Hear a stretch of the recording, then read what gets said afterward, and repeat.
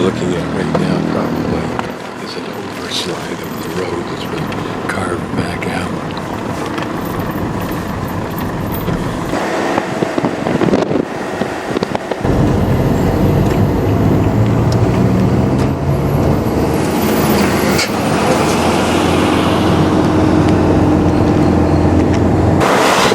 By way of memo, that last shot, oranges are piled in a neat pyramid. This is almost positive, a direct result of somebody deciding that their neatly piled oranges were more saleable and attracted more customers than the random piles, which is what I've seen in the last month and a half. And so then everybody else decided they better do the same.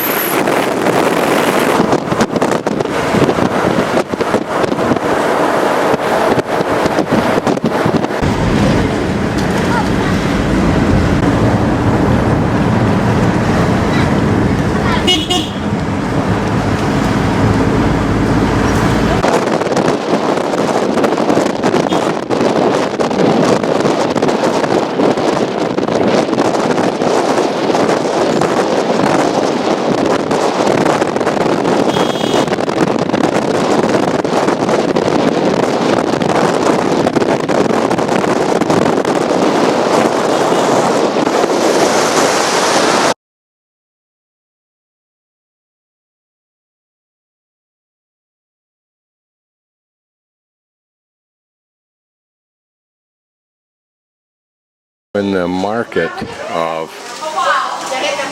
Vang Vieng, which is a little bit more scruffy, I'll use that word, than the other markets we've been in, believe it or not. Doesn't keep water going through, so they stay alive. Good products, I'm not quite sure what they would be used for. That looks like a kind of a fan, but maybe it's for stirring, that little device right there. See? And I don't know what these are for. Probably, I don't know, cooking of some sort. This may be either firewood or what they use for the cosmetics, although it doesn't look the same as that either. Smells like teak, I think. It's like the incredible abundance of food that you see in Asia. Where these oranges come from, but there's a billion of them, as you can see from the video of the roadside stands available. There's just even more.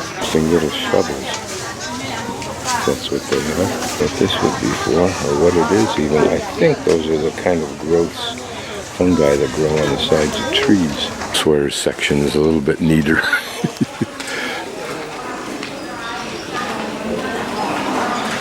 But this serves as a function. A little restaurant area, and I'll see if I can find some noodles. It's not cranked up yet, so maybe this is not the busiest time yet. Let's sit down and get some noodle soup with those vegetables that you can dump into it. There she puts it together. I like the mint that goes in. Need to start off the morning. It's chicken and tomatoes, a bunch of little spices and onions, and then I'll put some these in there, and lettuce, and hopefully there's mint in there too. Jar, there's some of that oriental spice that will knock you off your chair, depending on how much you use. What I like about this soup is that I can take the vegetables, which are suspect because you don't know where they've been cleaned, if they've been cleaned, put them in this boiling soup, and that should kill anything that's in there to hurt you. Ho, ho, ho. Here she sells bulk rice that's cooked. Probably to a man whose family or business has the main part of the dish, and I'm bringing this already cooked rice to have a completed meal. This lady has her own little bowl that she'll fill just for her own purposes, probably for lunch and maybe for there she goes off with it. So this should be the temple just before I get to southeast to, correction, the southwest to northeast road over that little range and then a downhill run back to town. On the bridge over the Nam Por River, which is redundant since the word Nam means river, just north of Vang Vieng. I'll just pan.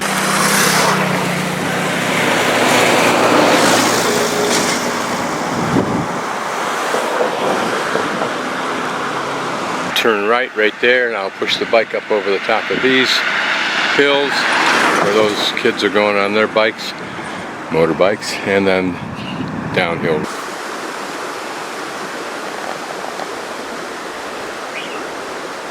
I'm guessing that little shed is where a man and or a woman who works these fields would stay for a couple of days and sleep off the ground after a hard day's work.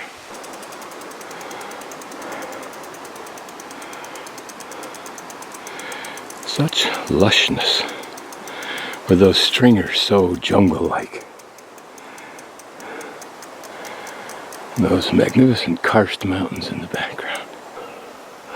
A nice combination of push and bike. Push up the hills and bike down.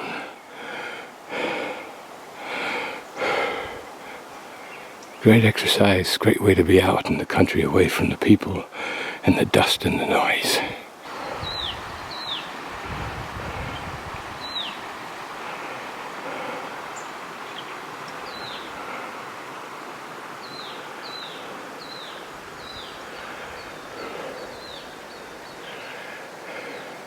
Pretty much on the downhill side of this slope, so we'll get down into the valley somewhere and then we start working our way to the right or south.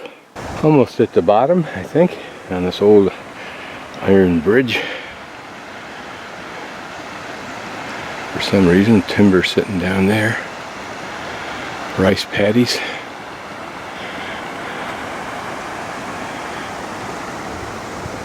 Trusty steed passing through a small village in this kind of out of the way valley, which is a benefit to it. Cows working their way back to pasture. Actually the corral, I think. Here a pretty little quiet lane, some more homes up there. Savadi.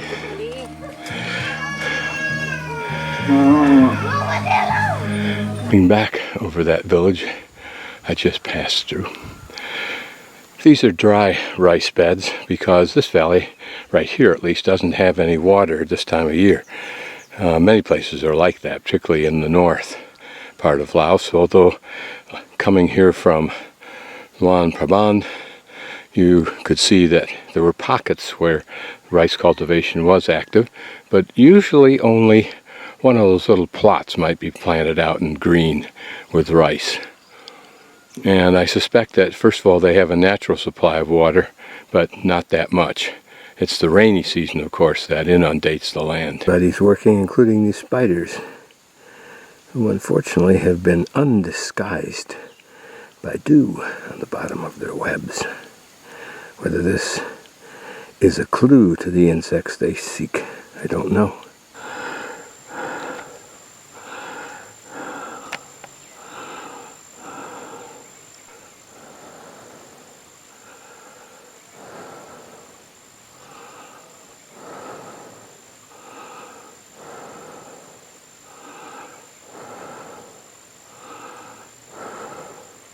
Below me, from that little home, which pretty music is emanating, is a pond, and here another pond. I'm guessing these are reservoirs by the looks of that wall at the far right there. I don't know what this structure over here is for. Maybe some kind of weir. I don't know. The woods are too thin to be used as a dwelling, I would think. And there's a fence there to keep animals out, perhaps. But it's down the hill from this, to the right, is a stream that may actually, from somewhere above, feed these two ponds. So a couple of women were washing clothes in there, and I deigned to disturb them. But it's down below here that village is, so in theory there is water here, but maybe this is reservoir for the village and they don't want to use this.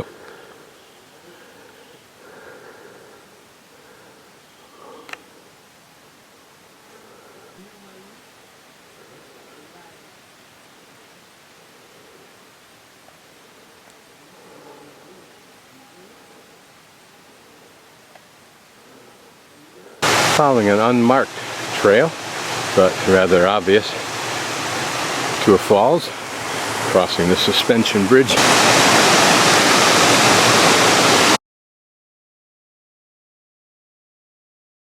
So apparently 300 meters more to Kaeng Nyui Waterfall, and then to our right is Kenlan Waterfall. Attracting butterflies, can you believe it? Doesn't get any closer than that.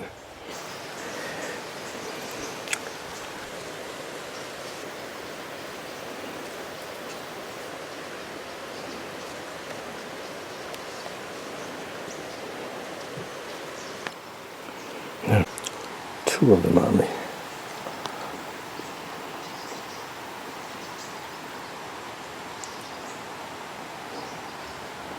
Three of them on me. I'm not even in a butterfly park.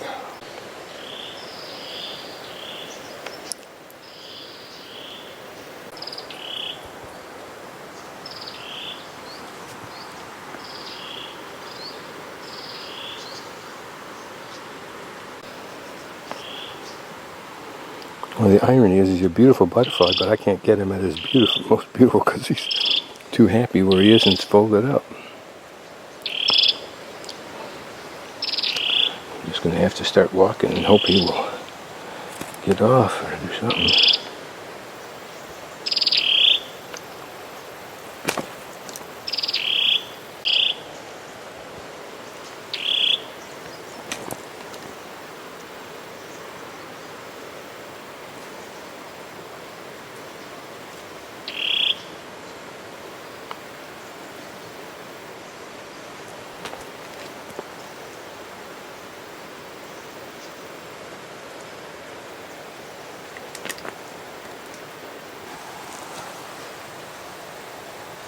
Now we've got him. Is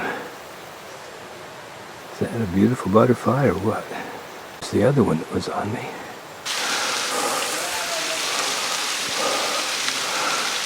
Well, yet, not much.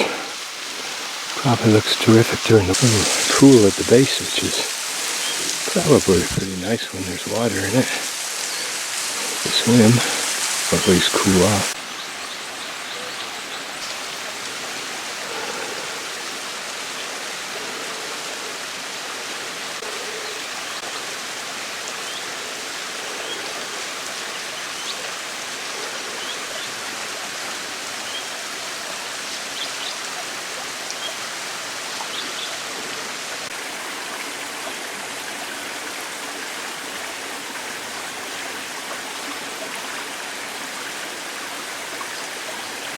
I would call him a large potato bug. He probably rolls up into a little ball if you touch him. Looks like a tank, cartoon tank. The secondary falls, but actually much better than the primary one, with a much nicer pool. Pretty little rivulet. Perhaps this whole area really abounds with water in the wet season, with lots of little falls, and the small, or the bigger one, far more dramatic than we saw. Okay, I parked my bike back in the stream bed a little ways. It's getting kind of gnarly, but then this is probably a pretty easy part of the route. But I'll walk it anyway, just for the fun of it this morning. This is my first cave that I'm going to, Kam Cave, at telephone pole number 24.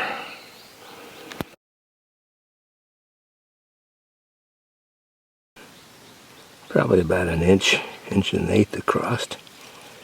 Very pretty.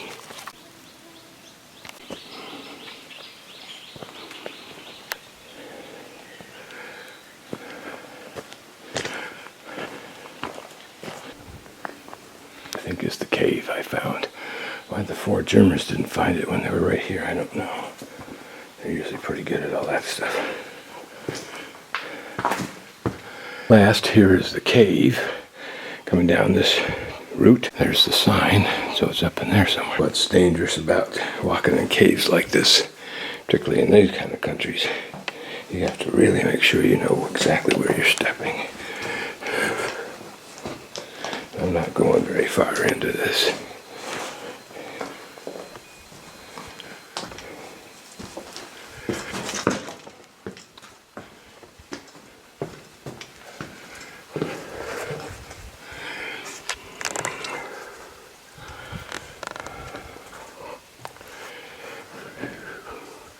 I'm guessing over there is the Buddha.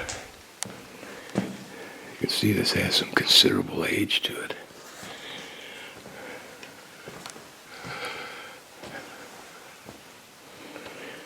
Okay. Alright, well, when there's a pool in front of that, it probably gets a little bit of water during the wet season. A decent sized cave with some side portions that I don't want to explore without a guide. In the wet season, it may be interesting. There may be water flowing.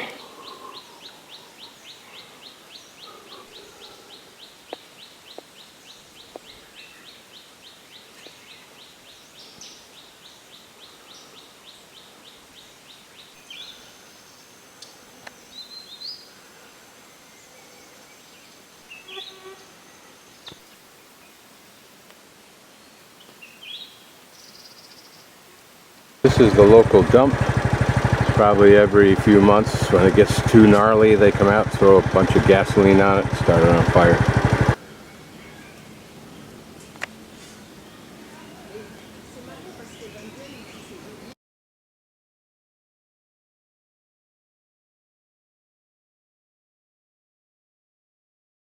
We're going to hike up to the top of this mountain, which they say is 20 minutes. So we'll see.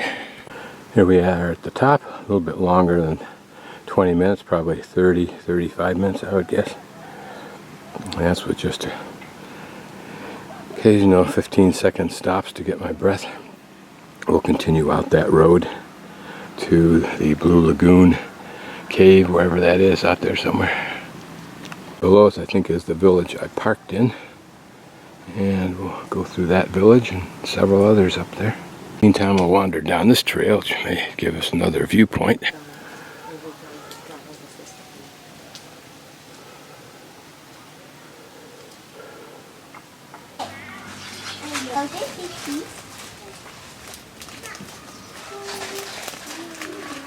It was just up on that hill.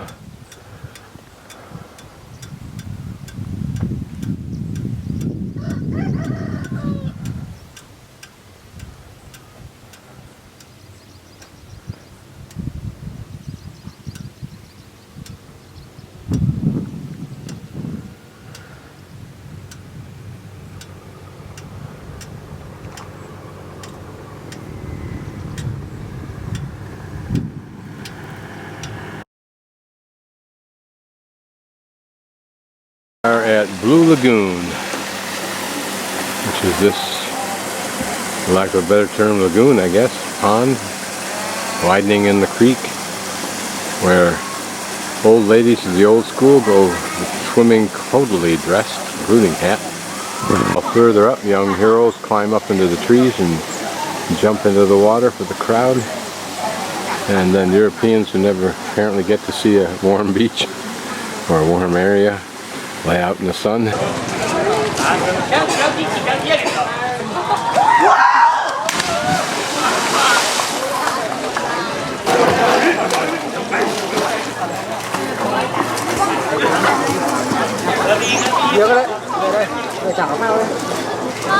Quiet end of the lagoon.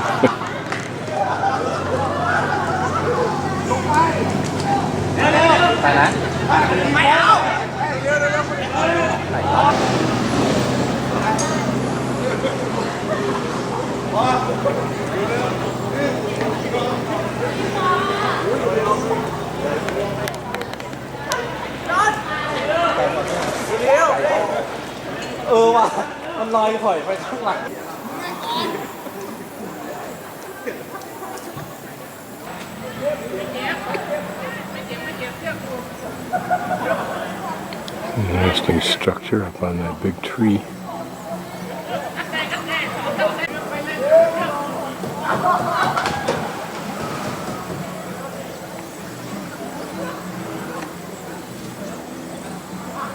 Our entrance.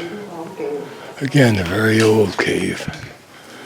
Don't think there's a lot of recent water here.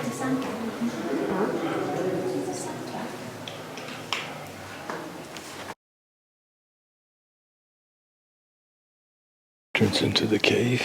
I think that's the passageway. down into the big cavern, which we can oversee from here.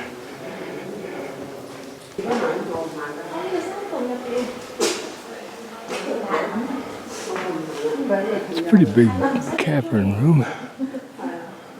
Big block of stone there. Wow. Another view of the big room from a slightly different perspective. Gets a lot of sunlight coming in from some hole off to my left. Old stalagmites.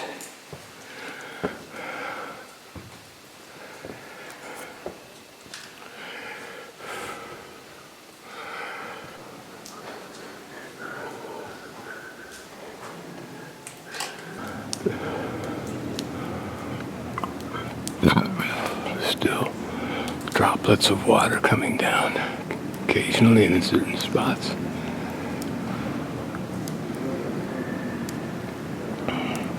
There's our entrance up there.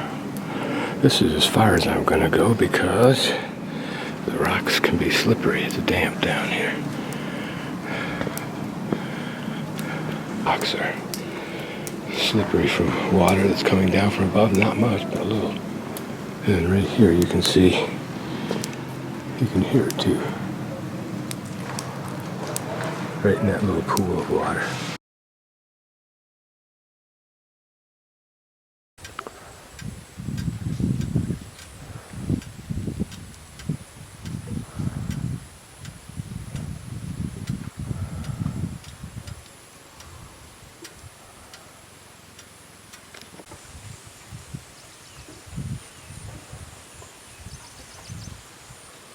Another 6 months from now, these fields will be flooded, filled with rice plants.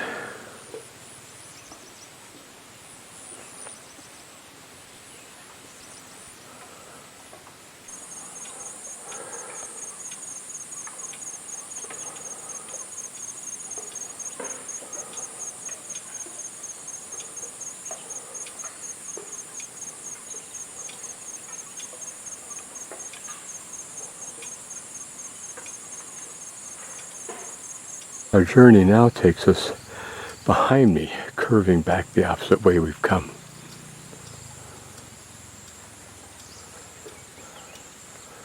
One can only imagine what lies up in those valleys.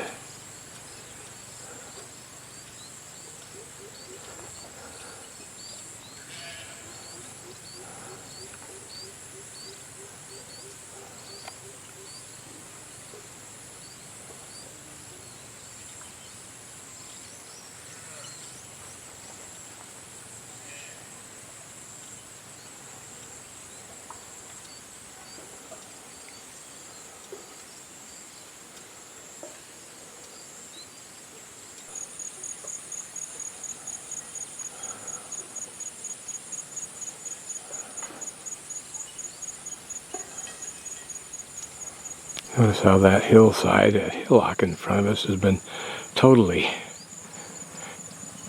turned to agriculture.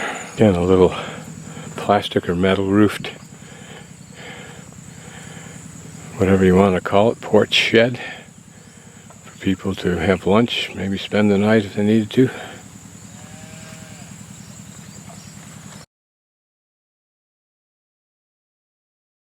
Stop there because I went by and heard it running. This should be a rice milling machine.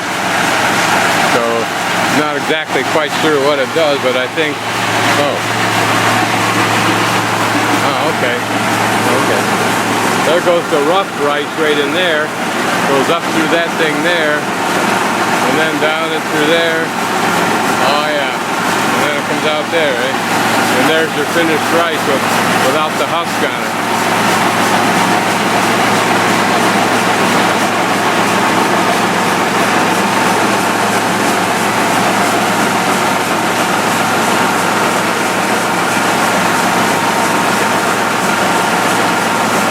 You can see where it goes up through there, down into there, and down into that chute.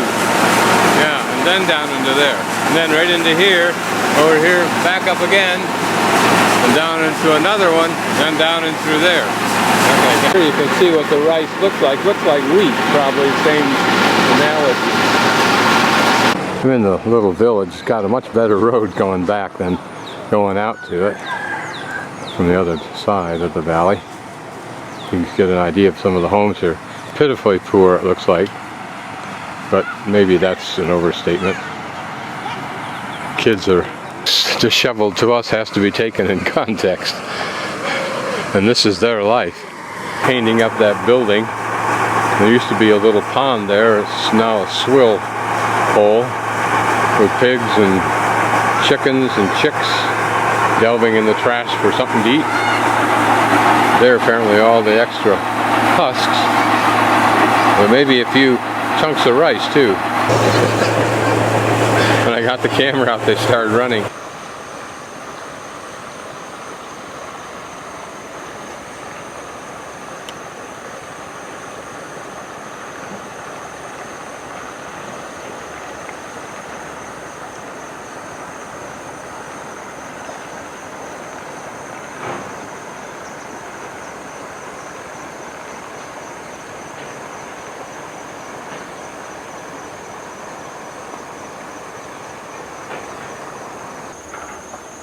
Fortunately for the folks that live over on close to this side of the valley, they get that early afternoon shadow in the hot weather.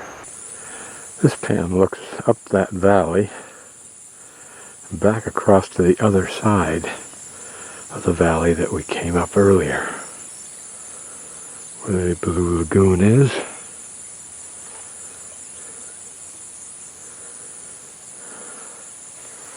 And somewhere back over in there, I can't identify them, but are the mountains that are close to Vang Vieng.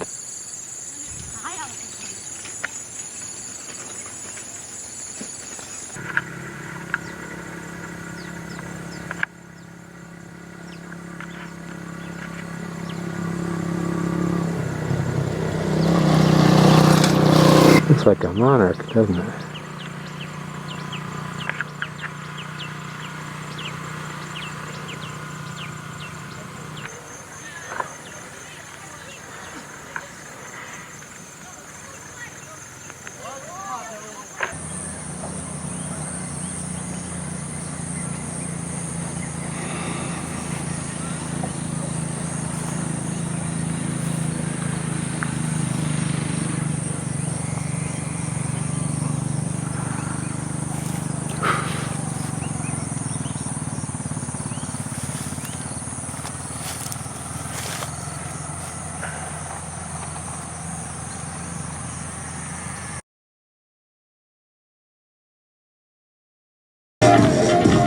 Quiet, tranquil tourist town.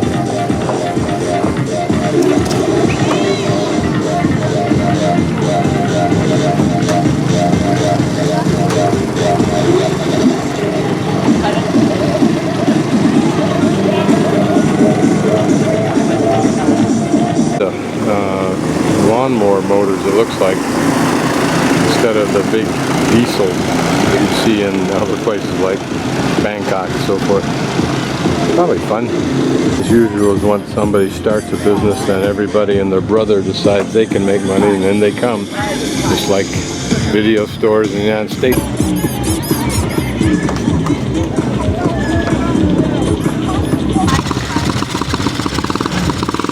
Nobody bothers to wait for the other person. They both come and figure they'll work it out. With me, when I was coming across the bridge, he did it with his car, so I just stopped my motorcycle in the middle of the road, got off, put kickstands down, got off it, put my hands on my hips, waited for somebody to do something.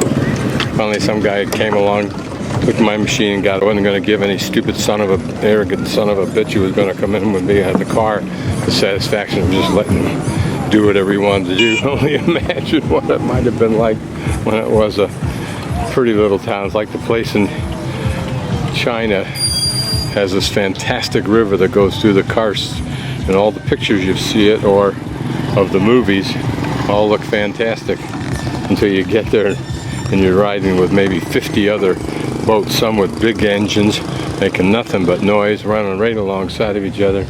Carrying her very expensive camera, just thrown over her head. Guy could come along right now in the opposite direction that motorcycle is going, grab that camera and be gone. Nothing she can do. Probably the prettiest view for 300 or 400 US is you're high enough where you may be able to ignore all that goes on in this town and just get the mountains. Complexes like this that may revolutionize this town in the sense, not for a good way anyway. It's what may be a large hotel like this that may change this town dramatically when there are quality rooms at good prices, and it'll just basically undermine a lot of the shabby stuff that's been existing here because they could get away with it. And I'm not complaining. Approaching the tourist center, the old tourist center,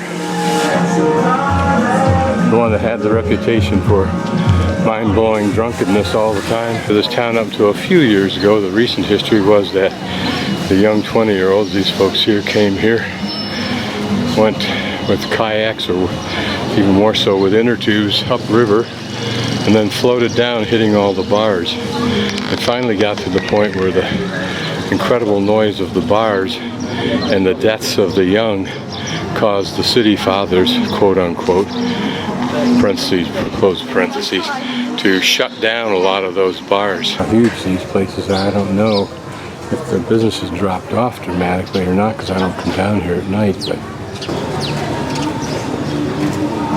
the real travelers' motorcycles. It's usually a BMW. The change occurring with places like this, you know, and whether that's an individual home or not, it looks like it, versus these kind of tacky bar joints. A little bit quieter, more sedate area. We'll walk over there for the fun of it and do a loop and come back over on that bridge. Eating time just took place. I wonder how SARS gets spread. Manages to plant a little garden. A couple of them actually. Remember when I pissed away my brain cells getting drunk far too many nights each week and then pretending I was at work?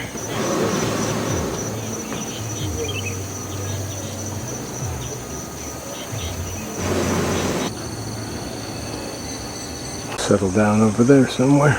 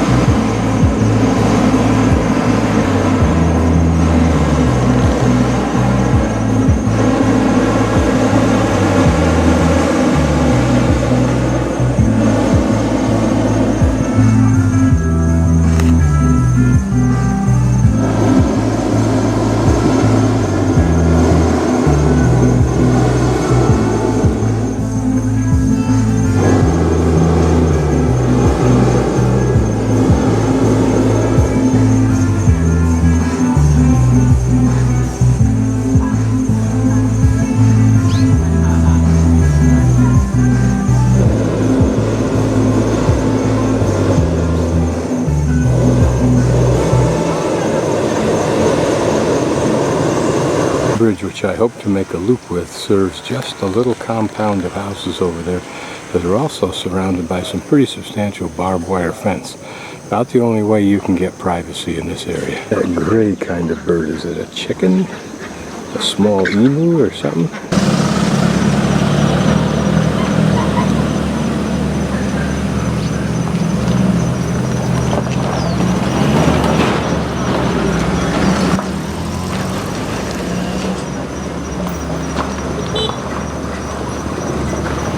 To live here, that'd be a nice place to live, wouldn't it?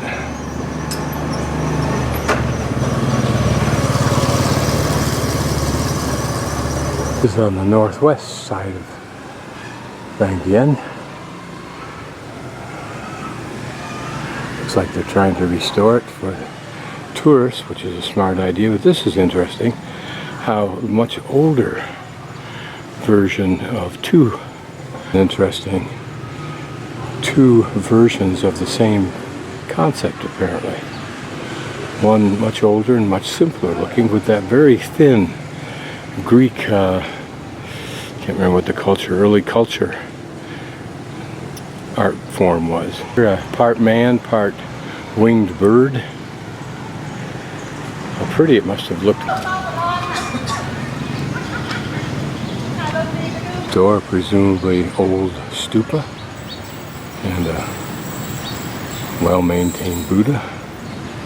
The Burman, I read that in at least the Burmese form of Buddhism, a fake version of something and a low quality version of something still may reflect merit.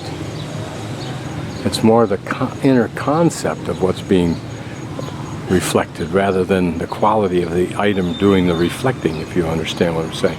But the point is that may account for an entire philosophy of build and forget it. Entryway that might have been quite pretty in its day, but now lost in the commercialism of tourism in this town. Second religious complex coming south from that first one we saw, which was on the northwest side. This is Pan's Place Hostel in Vang Vieng. A bit more. Here it's very safe, there it's safe. That's all. Sometimes you get it.